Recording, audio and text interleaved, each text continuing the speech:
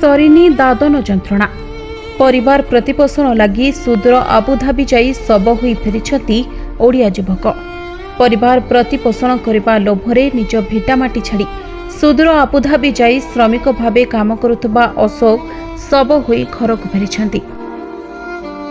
मृत श्रमिक जनक हेले खोर्धा जिला बाणपुर थाना अंतर्गत सुनाकेरा ग्रामर अशोक प्रधान।